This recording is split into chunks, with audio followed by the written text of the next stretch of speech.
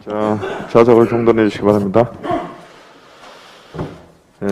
지금부터 제14차 정책조정회의를 시작하도록 하겠습니다. 먼저 김태년 원내대표님의 말씀이 있겠습니다.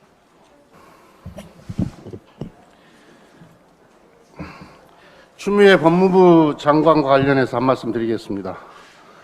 지금 추미애 장관과 관련한 무차별적 폭로, 검증되지 않은 의혹들이 제기되고 있습니다. 검증되지 않은 의혹들로 사회적 논란이 커지는 것은 바람직스럽지 않습니다. 공평무사한 수사로 진실을 밝히면 될 일입니다.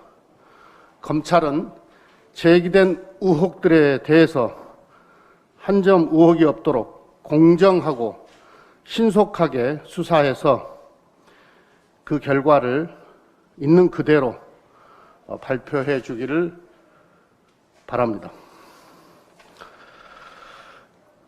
공수처 설치와 특별감찰관을 동시에 일괄 타결하자는 저의 제안에 대해서 야당에서 함정, 이런 단어를 사용하면서 흔쾌한 합의를 주저하고 있습니다.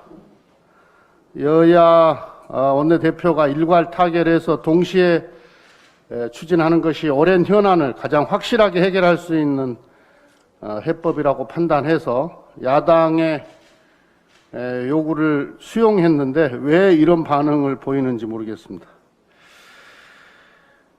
야당에서 우려하는 특별감찰관 추천은 과거 사례에 따라서, 즉 2015년 이석수 전 특별감찰관 임명 사례가 있습니다. 이 사례에 따라서 법에 정해진 절차대로 진행하면 될 일입니다. 공수처 설치와 특별감찰관 추천 중에 무엇부터 할 거냐, 순서가 어떻게 되는 거냐, 이런 건 이렇게 따지는 것은 별로 중요하지도 않고 또 의미도 없습니다. 의지만 있다면 하루에도 10,000가지 실마리를 만들어낼 수 있습니다. 공수처장 후보 추천위원회 구성과 특별감찰관 추천을 동시에 진행하자는 제안을 다시 한번 드립니다. 양당 대표가 국민 앞에서 약속하고 추진한다면 세부 사안에 대한 해법은 얼마든지 만들어낼 수 있습니다. 입법부가 통과시킨 법률안을 입법 상태로 방치하는 것은 국회의 권위와 신뢰를 스스로 떨어뜨리는 행위입니다. 여야가 함께 머리를 맞대고 해결책을 만드는 것이 국민께서 기대하는 국회의 모습입니다. 법을 지키는 국회를 만들기 위해서라도 하루빨리 저의 제안에 야당에서 응답해 주시기를 바랍니다. 어제 2기 미래전환 K뉴딜위원회가 본격적인 활동을 시작을 했습니다. 우리는 코로나19 위기에 대응하면서 동시에 코로나 이후 미래를 준비해야 되는 시대적 과제를 안고 있습니다.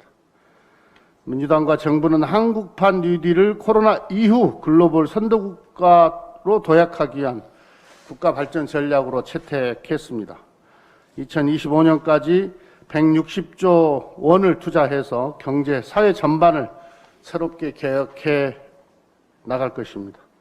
올해부터 데이터댐, AI 정부, 그린에너지, 친환경 미래 모빌리티 등 10대 대표 사업을 착수할 것입니다. 아울러 사회 변화를 주도할 미래 전환 뉴딜 법안들도 입법화에 착수할 것입니다. 당과 정부, 경제계에서 제출된 한국판 뉴딜 관련 법안들을 엄선해서 K뉴딜 10대 대표 법안을 발표하고 입법하겠습니다. 또한 한국판 뉴딜을 국가 균형 발전과 조화를 이루도록 균형 발전 뉴딜로 추진하겠습니다. K뉴딜 사업이 기존의 혁신도시와 기업도시, 국가 선단, 경제 자유구역 등 지역 거점 및 지역 특화 산업과 연계되도록 면밀하게 검토 진행하겠습니다. 그리고 기후위기 대응 능력을 강화하기 위한 에너지 분권 정책을 기초, 광역의 지방정부와 긴밀히 협력해 나가겠습니다. 이렇게 한국판 뉴딜이 완성되는 날, 대한민국은 디지털 강국, 기후변화 모범국가, 혁신적 포용국가로서 글로벌 선도 국가로 우뚝 서게 될 것입니다.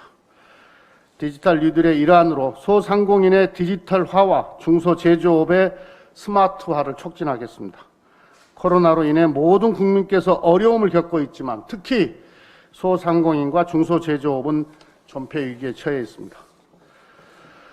그리고 코로나가 종식되었다고 이전 방식으로 돌아갈 수 없는 시대가 될지도 모릅니다. 경제 전반이 비대면화, 디지털화되는 시대 변화에 맞게 소상공인과 중소제조업의 혁신을 지원하는 정책이 필요합니다.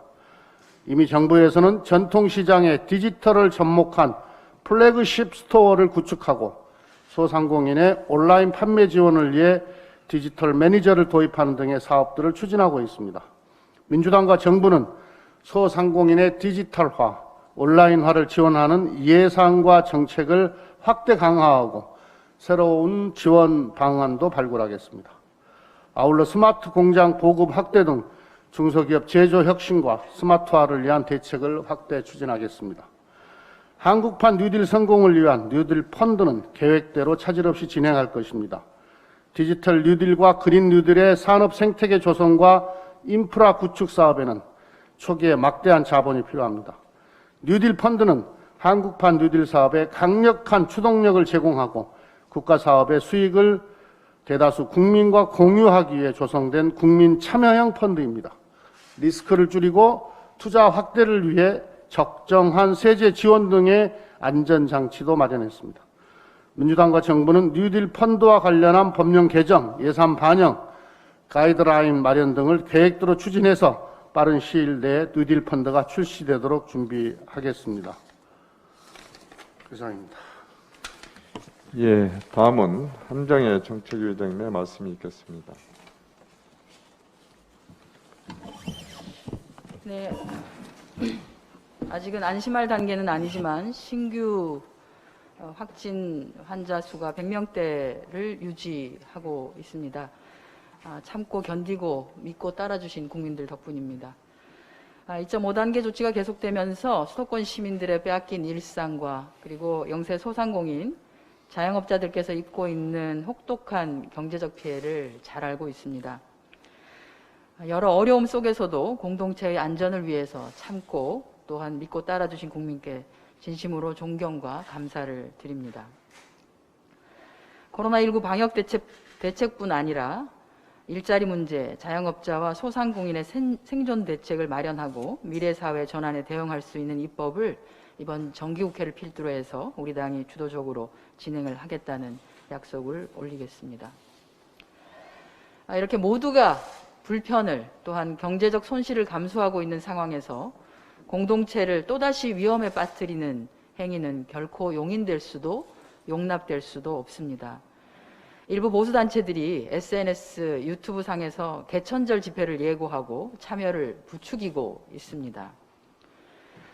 본인들뿐만 아니라 공동체 전체를 위험에 몰아넣는 행위라는 것이 이미 광복절 집회로 인한 코로나19 재확산으로 확인된 바 있습니다.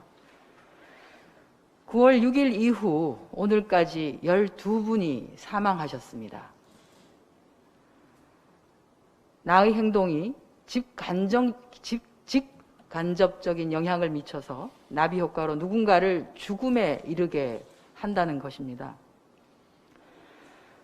집회의 개최와 참석은 일상을 뺏기고 경제적 손실로 삶을 위협받고 있는 국민이 결코 용납하지 않을 것이라는 것을 명심해 주시기 바라겠습니다. 부디 나 그리고 내 가족, 나의 이웃의 건강과 안녕을 기원하는 마음으로 공동체의 건강과 안녕을 위해서 사회적 거리 두기에 동참하여 주시고 무리한 이런 개천절 집회 이런 것들은 취소해 주시기를 진심으로 당부드립니다. 네, 의료계획 파업 관련해서 협상의 당사자였던 만큼 다시 한번 말씀을 드리지 않을 수 없습니다. 이번 합의가 우리나라 의료 체계를 새롭게 하는 마중물이 되도록 저와 우리 당은 계속 노력할 것입니다. 어제자로 안전하게 복귀를 선택해 주신 전공의들 그리고 이미 복귀를 해주셨던 전임의들 코로나19 위기 속에서 국민과 환자를 위한 최선의 선택을 해주심에 감사드립니다. 다행한 일이고 또한 환영합니다. 오랫동안 자리를 비웠던 만큼 환자 치료와 코로나 극복을 위해 최선을 다해 주실 것이라고 믿습니다. 저와 우리 당은 의료 서비스의 지역 불균형 해소, 필수 의료 강화, 공공의료 확충의 원칙 하에서 의료계를 포함한 다양한 전문가들의 의견을 경청하고 고루 반영하는 성실한 협의를 이행해 갈 것이라는 말씀을 올립니다. 앞으로 풀어가야 할 문제들도 이러한 협의체 안에서 현실적인 대안을 만들어 갈 것입니다. 의료계와의 정책 협약이 국회에서 잘 이행될 수 있도록 협상의 당사자로서 끊임없이 소통하면서 논의 과정을 최선을 다해 뒷받침하겠다는 말씀을 올립니다. 이상입니다. 네, 이상으로 제14차 정책조정회의를 비공개로 전환하겠습니다.